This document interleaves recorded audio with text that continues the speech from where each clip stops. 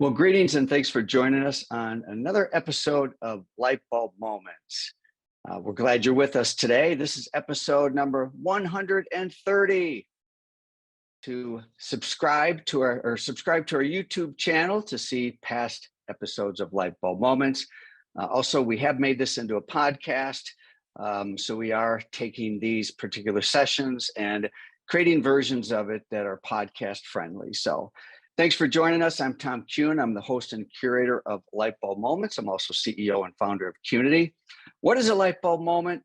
Well, all of us might have our own definition, but to me, it's a moment of sudden realization, enlightenment, or inspiration. And we love lightbulb moments, but what we love even more is taking a lightbulb moment and actually doing something with it. So thanks for being part of our community. At Qnity, we take what is confusing, overwhelming, and complicated, and to help create a simpler path towards prosperity for you personally, as well as the company that you're a member of the leadership team of. Remember to prosper, manage your ATM, the three currencies we have in life: attention, time, and money.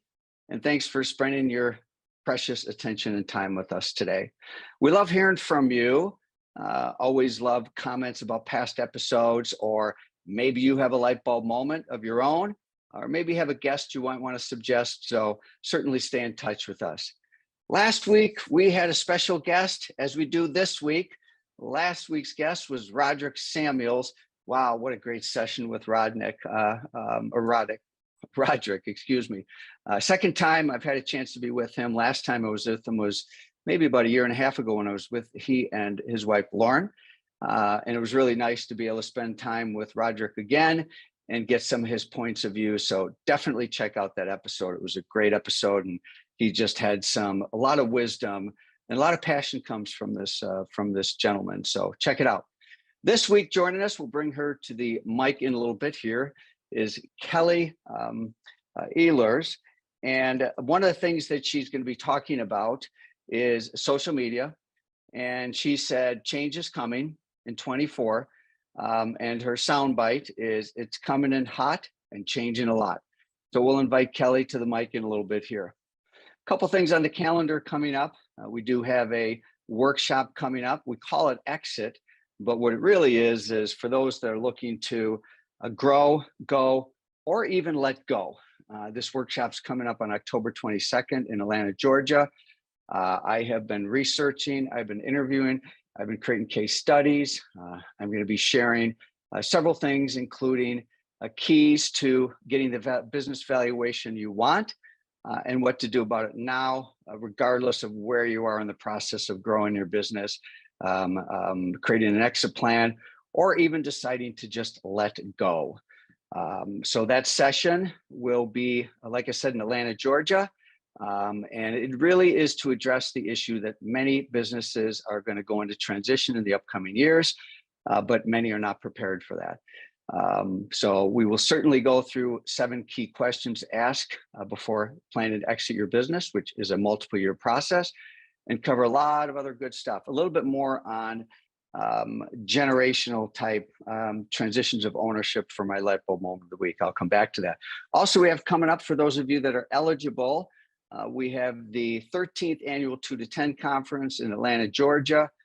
We did just announce that we will be having some salon tours on the Wednesday of 2 to 10. We will be touring the Van Michael salons, as well as the Bob Steele and So Chic salons in Atlanta. That's going to be a Wednesday. And it really it's really leading up to be a very inspiring conference. We have a great group of multi-location leaders already signed up to attend.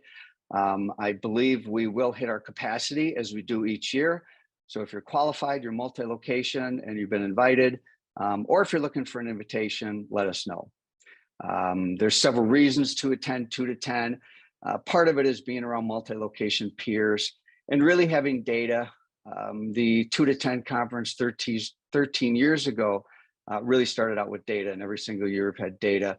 But I think what most people love the most is the community and the opportunity to share with peers the trials and tribulations of being a business leader in a multi-location salon.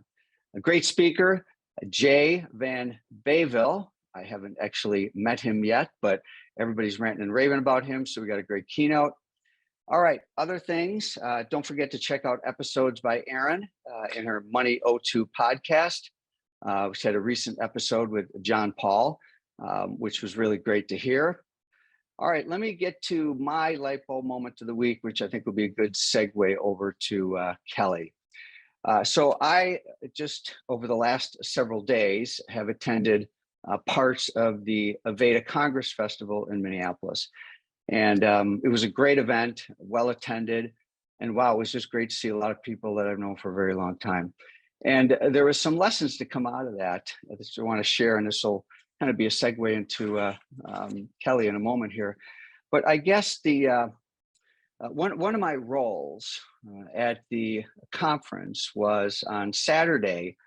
I hosted a 2.25-hour session with the school owners, directors, managers, as well as those from the Aveda Beauty brand.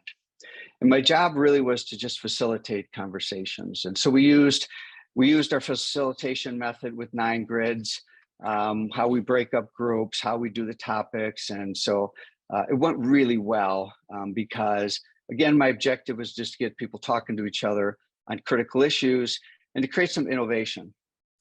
So I was the afternoon, and the morning was a gentleman by the name of Jonas, along with his father. You'll have to forgive me. Somebody might be put in the chat that knows who they are. Well, I'll reference the name of the company. It was Gen Guru, and it was a young gentleman, 25 years old, with his dad, and they're in this space of generational. Embracing the next generation and how it affects your business model and all of that. So it really was about bringing the audience up to speed on this generation. It was very powerful. It was great. And they put up some slides showing the breakdown of different generations. And I was so tempted to ask a question, but it wasn't my place. I was in the room as a afternoon facilitator. And the question that I wanted to ask is, with 80, I think it's 80 million, I forget the number, but a big chunk of the population is still made up of baby boomers. And we also know that 2/3 of small businesses are owned by baby boomers. And at some point, a transition is going to there's only a few options. Either a business can transition to someone else, or it can be just close, or fill in the blank on other options.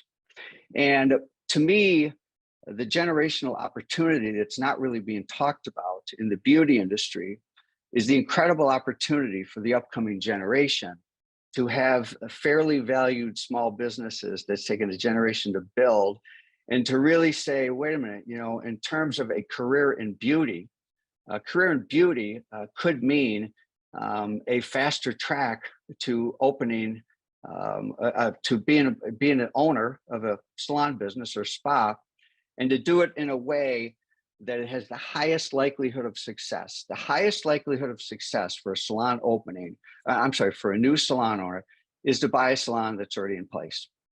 And there's going to be a lot that are going to be for sale in a short amount of time. And so that's one of the reasons why we're doing this workshop in Atlanta, is to not just address the needs of the party that wants to go, or maybe just significantly let go, an owner that maybe it's like time to get out from behind the chair. It's time to take more than 2 weeks of vacation. I mean, like even taking 2 weeks vacation. So anyway, so I just think that part of the generational conversation should be the immense opportunities that are going to be coming up the pike in the upcoming years. And the other thing I noticed when I was at the Congress Festival was I ran into some people that were part of a transition process back around 2018 and 19, and literally ran into like 5 people that had completed the transition. They're the new owners, and they're doing really good, and they're really happy. And the salon owners that decided to sunset and sell their business also are doing really good and really happy. Now, it's not an easy process to get to that point, but the whole point here is when we talk about generational opportunities and segments, there is a massive part of the generational conversation that is going to become more prevalent, and that is generational transfers of ownership. Anyway, that's my soundbite of the week, and that is my light bulb moment of the week. And so what I want to do here is bring Kelly to the mic and to the camera. Hello, hello. Good morning. Good How are you morning. today, Kelly? I'm great. How are you? I'm doing great. I've been dying to have you as a guest for a while here. So here we are, huh? Here we are coming in hot, right? Like I said. Social media is changing a lot and it's coming in hot, and I can't wait to unpack that. I love it. So first of all, a little bit about you. I mean, you and I met once. I think it was like one time. And we were co-presenters at a PBA regional event. And you did a great job back then. I mean, it had to be like 10 years ago. And basically, it was me, you, and one other presenter. And my recollection, I could be off, I think we all went to the bar afterwards. I think we did. Yeah. And the three of us, it was me, you, and Steve Gomez. We just sat there and we just chatted and got to know each other. And then poof, I haven't seen you in probably a decade. But I've watched you and I've seen what you've grown. And my gosh, you have a legit business here, and something that's a force to be reckoned with. So congratulations on what you've created since 2009. Thank you. It's been an incredible ride, an incredible run. And, it's in part mostly to the wonderful people that I've surrounded myself with, higher, smarter than you are. Right. And I took that to heart over all these years. So I didn't really unpack your bio. Yeah. I'll get some snippets right now, Okay. but it is in the email invite. So we'll highlight a few things. So Kelly is a pioneer in the once uncharted social media space, a president and founder of the Evoke Agency, which is inclusive and innovative digital agency established in 2009, specializing in content creation and digital management. You take a unique approach. I want to unpack this one, to leadership and company organization. And your motto, is this legitimately your company's motto? The nice girl does win. I think it's definitely been mine over the years, and we like to sort of infiltrate that within the organization because we've been known referred to as the smart, nice agency, and I'll take that all day. So I'm on the other side of the border from you in Minnesota. You're in Wisconsin. And over here, we have something called Minnesota Nice. Are you suggesting there's a Wisconsin Nice too? Indeed. I think it might even straddle the whole Midwest because I'm originally from Iowa, and I think my nice started there. That's right. And you went to Iowa State, I noticed. I did. And I went to University of Iowa, so we could have a conversation about that. Ooh. You have a team of more than 40 people. Mm-hmm. Yep. And anyway, and you've also received certain accolades, and you've got some street credit in some areas I'll get to. You were named the 4th fastest growing company in Wisconsin in 2016, 24th fastest growing marketing agency by Inc. magazine. You also are a contributing author with Forbes. Correct. I did have a chance to scan some of your articles, by the way, and there's some great topics, including a topic about generation. I think you recently wrote an article back earlier this year about, I think, the alpha generation, right? Yeah, right.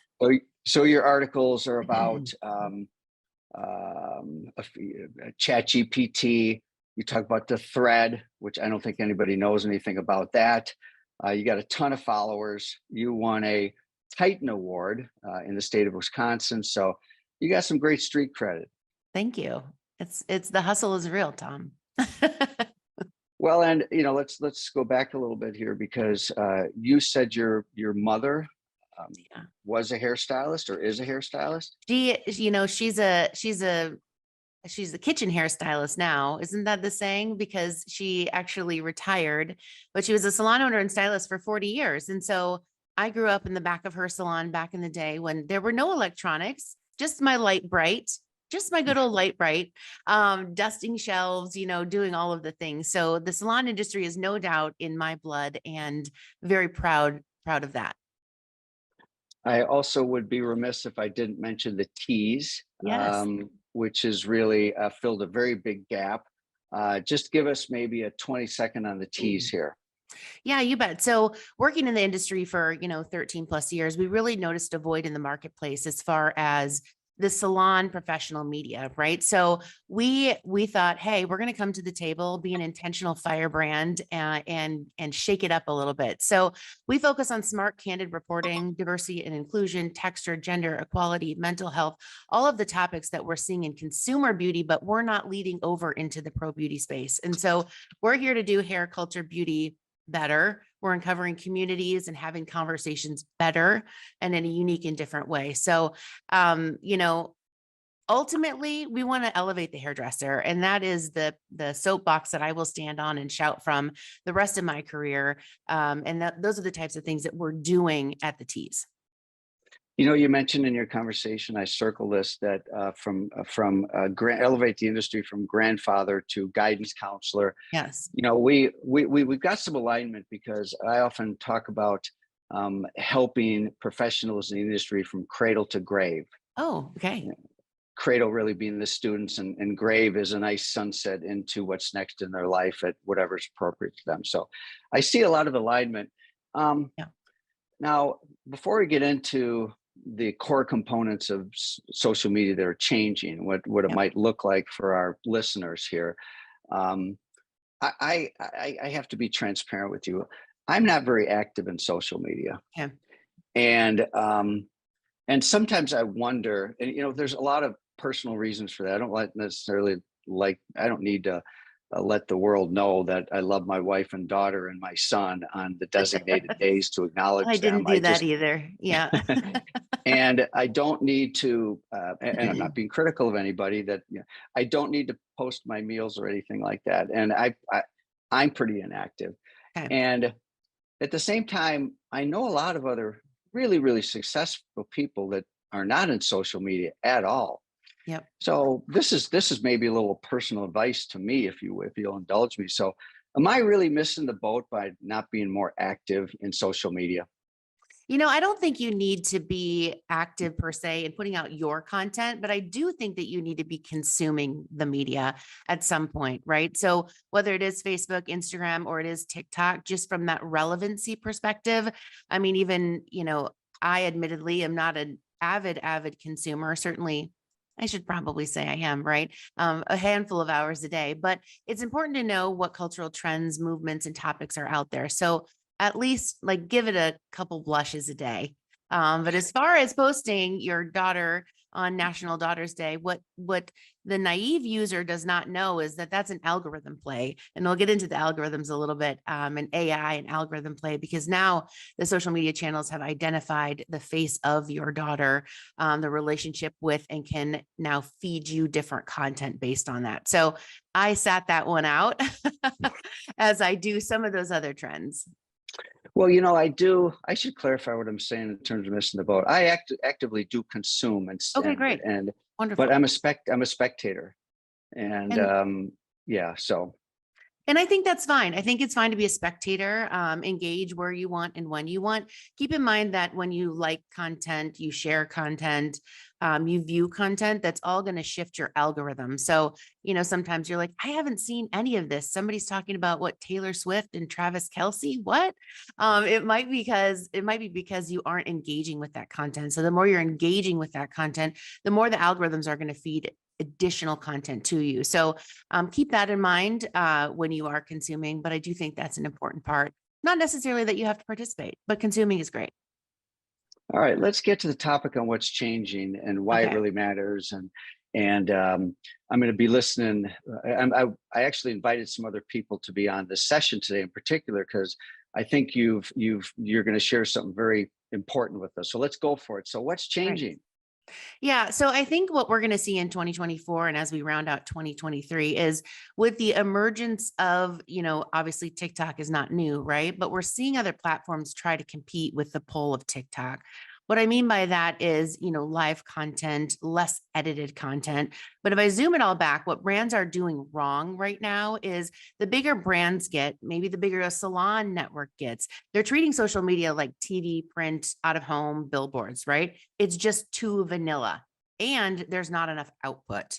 It's not strategic in context, and they're just posting for the sake of posting, which is something you shouldn't be doing if you don't have a plan or a strategy, because just posting on social media is not social media marketing, right? Let that one sink in.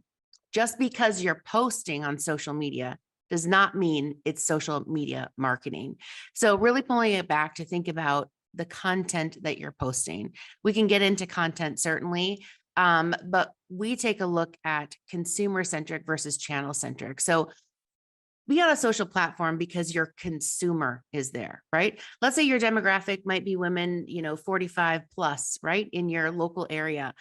Where are they at? They're most likely not on TikTok, right? Are they on Instagram, or is their sweet spot really Facebook? So thinking about what are the platforms, where is your consumer, and then investing in content within those platforms. Nobody wants boring content either. I mean, you see it, you scroll right past it, right? I think that's why TikTok has taken off as it has. So you need content that works for you, works for your brand, or works for your salon. Got it. Okay. So this is really about being very strategic and not just going through the motions, Yeah. but really digging deep. And I think your soundbite there, a social post does not equal social media marketing. Let's Right. continue on this thread. Okay. Let's keep diving deeper into this. All right. So if you're saying, great, what type of content do I need to be posting? I don't even know what the word content means. Content is video, content is photo, right? Content is live as well. So anything within those realms relates to content, right? So the most important thing is to make sure you're posting strategic, quote unquote, organic content. What that means is it needs to feel organic and it needs to get your point across. So 58% of Instagram users say they like and share content from a brand when it's unpolished. 58%, right? So I believe gone are the days of over polished content. What I mean by that is, in the past, we used to have we still have a production studio, but would be producing content, video snippets, 15, 30 seconds that may take 5 to 8 hours to produce one piece of content. The consumer is not necessarily responding to that anymore.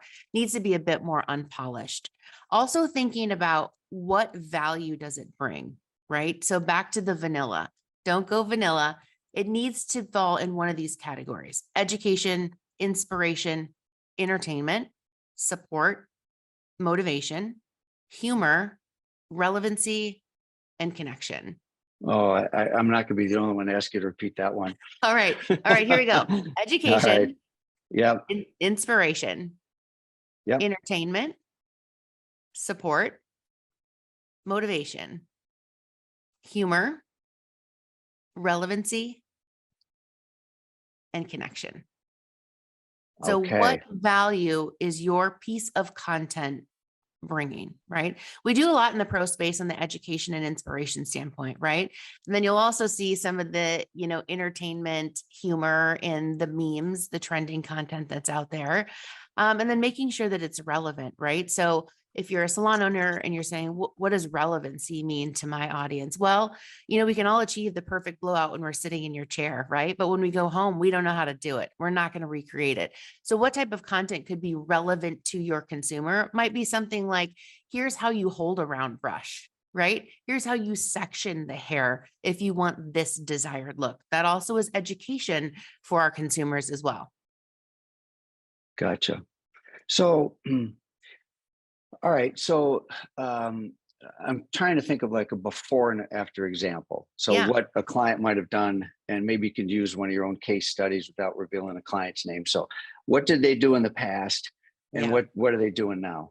Yeah. So we work with, even outside of the salon professional space, a few lifestyle brands, and a couple of the biggies out there. I won't name the name, but we completely revamped their social strategy about 3 to 4 months ago. That's going to really lead the path into 2024. So what that was before, it was a a relatable, tried and true, it's definitely on your shelf or your grandparents' shelf at home products, right? And so how do we make something like that relevant? They have the street cred, right? They've got the background, they've got the scientific knowledge that we're bringing to the table, but there's a lot of emerging competitors out there that are hipper, newer, cooler, right? More relevant. And so how do we do that with an old tried and true brand? The content strategy really shifted to, it used to be the need was, hero shots of the product. Here's why you should use this product and when you should use this product, to a complete shift to we threw out everything we knew about their audience, about social, and we really revamped it to be much more relevant. So what that means is we have content that's ebbing and flowing hour by hour. So if there is a TikTok trend on, let's say, how to mix cottage cheese. I don't know if you remember the cottage cheese trend on TikTok, but it was like cottage cheese could basically take on any flavor of any food you're trying to mimic. So how do you make something like cottage cheese trend on TikTok relevant to this product? Well, we did it and we're doing it, right? Another trend is this just went viral the other day. Someone has a piece of bread, they squeeze an entire bottle of ranch on a sandwich and eat it. Sounds ridiculous, which it is, right? But how do you get the brand conversation in that type of trending content? And that has to be real time, right? It's the real time personalization of the brand, and it shows that the brand is relevant versus producing just a pack shot of the product and saying, here's why you should use it. We're inserting the brand into the relevant conversation that's happening today. So for anyone out there thinking, how in the world do I do that? If you aren't consuming, TikTok or Instagram, find someone in your salon that is, and talk about those trends. So from a TikTok perspective, the algorithm really favors a variety of different things. And I'm going to get into if you're okay, Tom, to get into some of the geeky stuff here. Yes, please do. Yes. I'd like Okay, that. we're going to talk about TikTok. So 15% of product discovery in our world happens on TikTok, which is crazy high if you think about it. 15% of product discovery, new product discovery, happens on TikTok. And that's competing with TV, billboard, print, word of mouth, email marketing, direct mail, radio, podcast advertising, 15%. So if you're a manufacturer out there and you're not on TikTok, like, whoop, the train's leaving without you. We're going to need to get on that. Give me a call. But from an algorithm perspective, there's a couple of things to look at. So it favors TikTok content. TikTok favors content from a user activity perspective. So how active are you on the platform? If you're like, I have a TikTok, I think we post once a week or maybe once a month, you're not active on the platform, right? That's really important. The more active you are, the more active a brand or a salon is on TikTok, the higher up it's going to pull in the TikTok algorithm. What that means is the more engaged with the algorithm you are, the more people are going to see your content, the more popular you're going to be in layman's term. We also talk about subject matter, right? So if TikTok understands that there are 4 things trending, I mentioned Taylor Swift and the Chiefs player, right? And just, that went off pretty big with people making up memes. Are you involved in that from your salon, from your brand perspective? Our brands were. On Monday morning, they had TikToks, they had memes, they had Instagram memes, reels, shares, stories with memes about Taylor and Kelsey, right? That's not his first name, right? Travis Kelsey. Okay. Right. Okay. Yeah. User activity, subject matter. Number 3. Location and language. So making sure that you are engaging with people in your particular location geographically. The 4th one is audio. Audio is big. So a lot of trending sounds, trending voices, trending voiceovers, trending songs are paired with popular content, paired with memes. If you're jumping on the audio trend, let's say it is a before and after, but it's dubbed over with Miley's new song, and TikTok recognizes and prefers that song, you're going to pull up higher in the algorithm as well.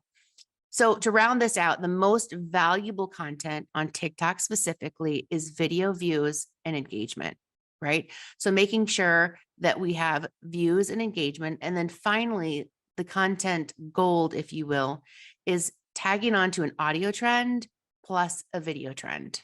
right? So what could that be? We'll talk about relevancy, right? So again, Taylor and Travis are walking out of the locker room together. It's the first time we've seen them together, right? So it's a video of them with maybe a dubbed over song of one of Taylor's hits, right? So thinking about what's trending on audio, what's trending on video, and then inserting your brand into that conversation is going to help you as well. Also, content on TikTok, we call it edutainment. I don't think we made up that word, but entertainment plus education. It has to be both. So edutainment is where you're going to hit there. Another trend on TikTok that we're going to see, and then I'll get off the TikTok bandwagon. I could switch over to YouTube, or I mean, switch over to Instagram, is in 2023, TikTok announced e-commerce capabilities, right? So now we can shop on TikTok. I believe they're making a pretty big run for Amazon in the fact that in 2024, there's now going to be fulfillment capabilities through the TikTok platform. So think about that from a CPG perspective, from a product perspective. We can now sell and drop ship on TikTok, right? Pretty crazy if you think about where they're headed. All right, that's like a a crash course that's super powerful. Thank you. And I know a lot of people are like taking notes. So well, I can talk a little bit about Instagram. I don't want to leave that one out, Tom, if that's okay with you. yeah, I'd like to come over to Instagram. Okay. And so when you and I talked, so this is what you referred to as the big changes next year. So for Yeah. example, with TikTok, so you're highlighting one of the things that's changing a lot, and it's coming in hot, and that would be TikTok possibly becoming a marketplace, right? Correct. Marketplace that Okay. can fulfill, right? It's a marketplace now, Mm. but now a brand to the platform, and it's all coming in 2024, will be able to have fulfillment services. So I purchase XYZ shampoo through a TikTok ad. I click it, I go all the way through, and the manufacturer works with TikTok to fulfill it on my doorstep. Wow, that I know. is now, It's I mean, when they really unpack that idea, I mean, that's huge. it is. Okay, yeah. All right, I want to go to Instagram, but I want Okay. to pause for a moment here, Yep. and I just want to put myself in the shoes of I'm a small business owner, Yep. salon, spa, maybe even a school. We'll leave it at salon and spa. Okay. And I'm a micro business. I'm under 5 million in revenue, and I don't exactly have a lot of cash flow to be adding to the team, or having an agency or something like that. This could feel daunting to a small business owner. I mean, Yeah. does everybody need like a full-time social media manager? Yeah, I think it's really daunting. And even, back in the day when I was doing a lot of speaking and educating on social when it was new, right? This is one of the topics is like, how do I handle social with my salon? I've got, 10 chairs, 20 chairs, 2 chairs, or I'm an independent, right, stylist. I think that you do need to have a dedicated resource, not necessarily a full-time employee that is thinking about that, but I'm sure hands down, someone in your salon is an avid user, poster, creator on one of these platforms, whether it's TikTok or Instagram. And I would make that part of their role and job description, right? And maybe it's split between 2 or 3 people. If I'm in on Mondays, my colleagues in on Tuesdays, my other colleagues in on Saturdays, make it part of their daily engagement. A spa that I frequent here, they actually have their particular team members each have a professional profile on Instagram that relates to the spa. And then within their quote unquote job contracts, that they need to have at least 7 posts a week about something Oh, about the salon or spa. Yeah. So it's an obligation. It's something that's set up clearly at the beginning of employment. And, some are better than others, right? Some are digital natives, some are non-digital natives, but they still do it. And it still works for them. And then think about that. If you've got 10 employees, they've got to have 7 posts a week. That's 70 pieces of content, right? So from a salon owner perspective, you've got all this content that you can regram, UGC, repurpose on your channels, and we're making it easy. It's just part of the job requirement, right? Snap a before and after, do a quick tour of the back room, somebody dancing with a broom, whatever it might be, add some personality into your location, and then let that content, those tentacles of that content, really be like a spider web of content out there, right? Have your team work for you too. Yeah, that's a bit of a light bulb moment right there. This whole idea of making it part of someone's a job description, a minimum amount of posting. I mean, Yeah.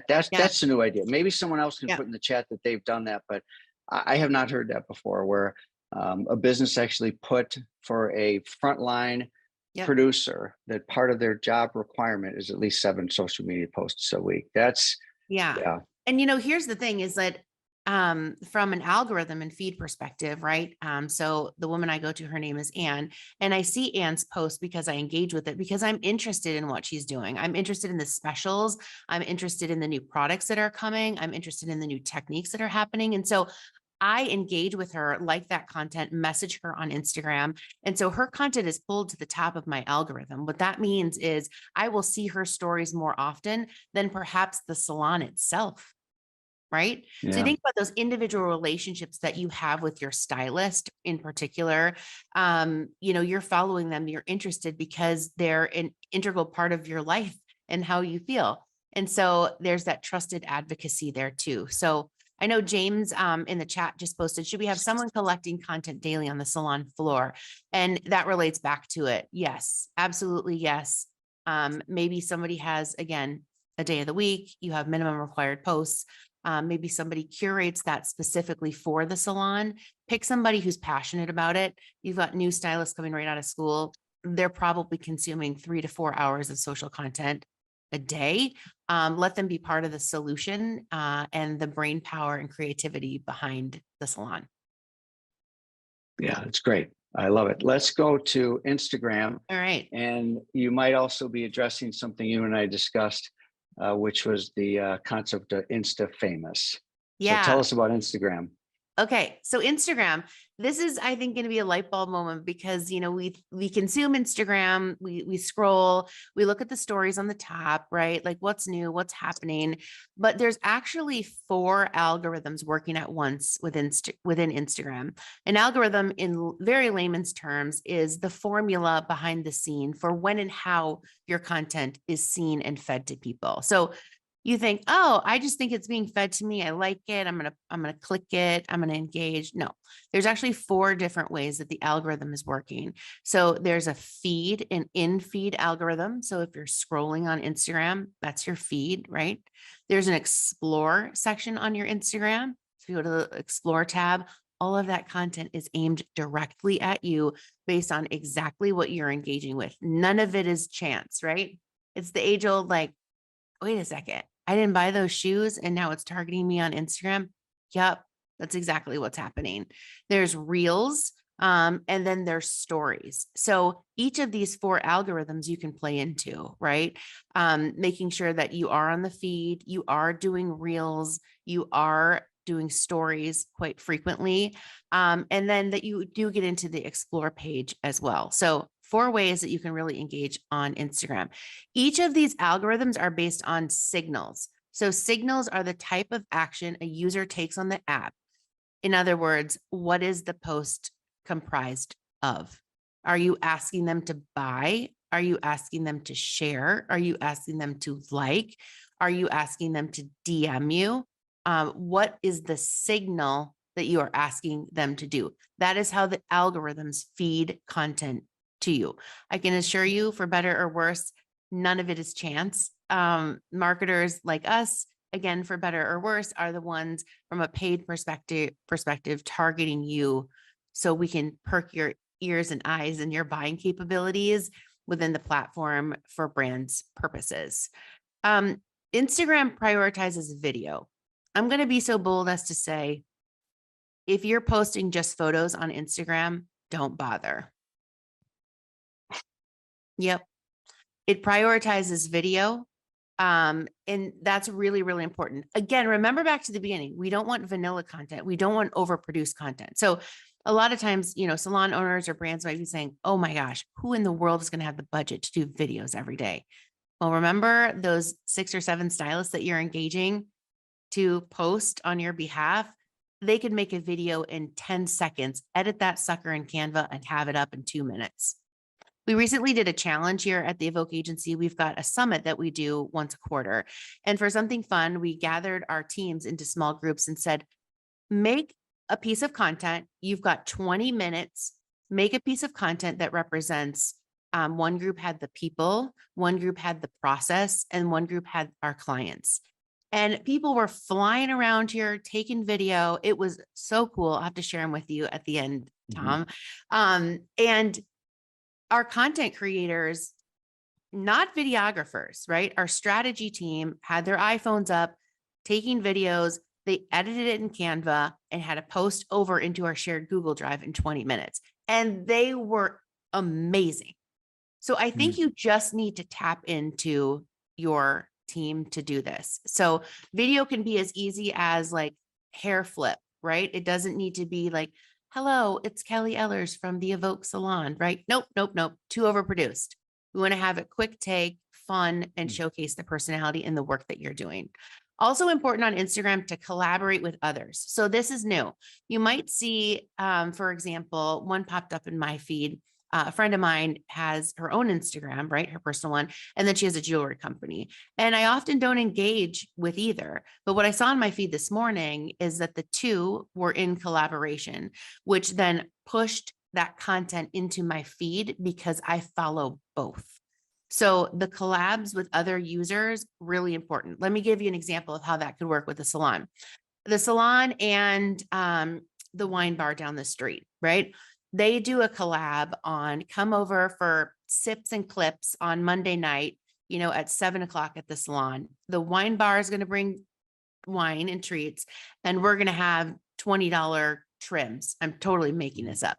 How do you then on Instagram, you can collaborate the two Instagram profiles together so that that content is then fed to more people in the algorithm. It's fed to the wine bar and it's fed to the salon.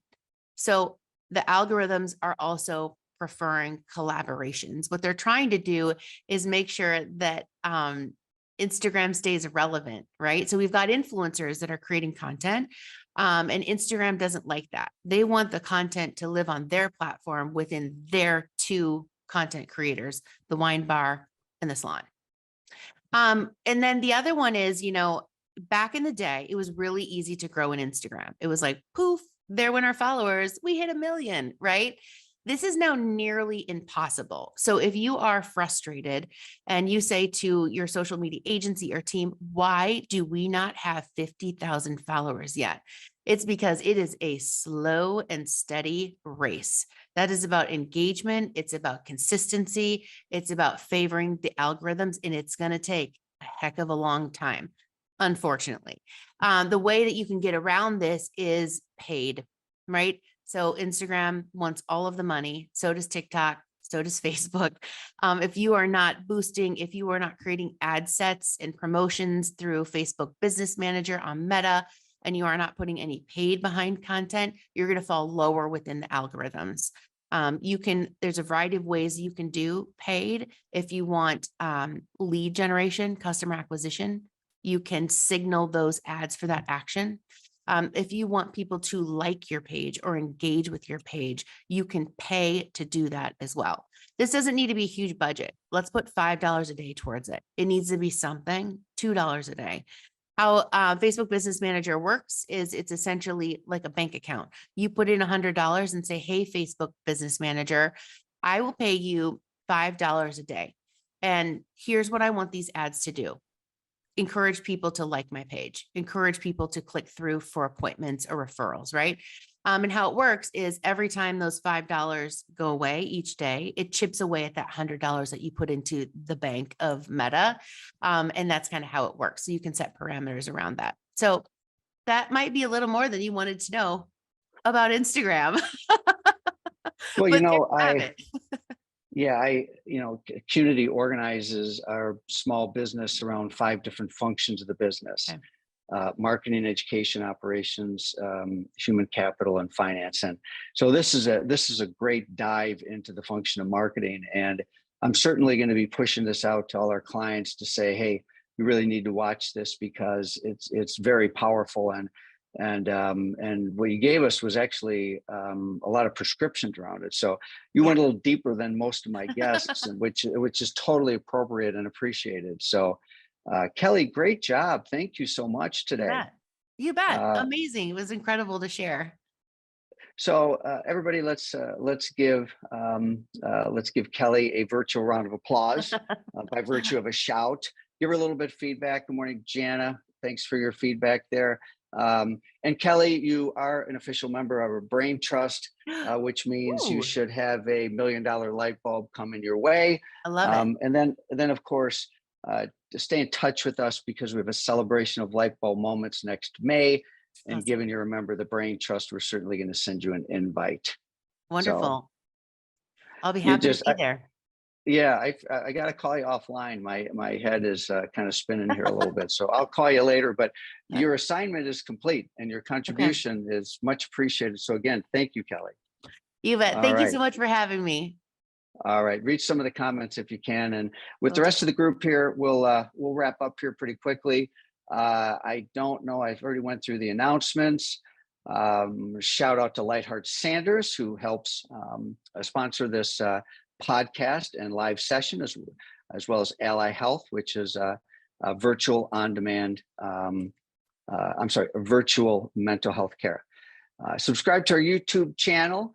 Also watch us on the podcast now. I'm still getting used to the fact that this is also a podcast, so check that out. That's going to be an edited version of this. And this is an episode that I personally am going to rewatch myself. Would love to hear from you.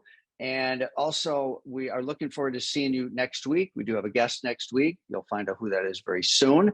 And we appreciate all of you as we officially enter the fall season, which, as I said in a session about 3 weeks ago, this is a great time of year, the second new year, September being the second new year, to make really, really great changes and improvements in your business. And certainly the area of marketing, we get a lot of questions and comments on. So here you go. Here's a deep dive into the function of marketing, led by an expert and someone that believes that, as she says in her motto, I want to make sure I get it right, is the nice girl does win. All right. Thanks to all of you. I'm going to take a second just to read the chat here, and we'll see you next week. Thanks also to the Qnity team who helped put this thing together, and the rest of our community for joining us and being loyal participants in Lightbulb Moments. All right. Thanks again, everybody, and we'll see you very soon.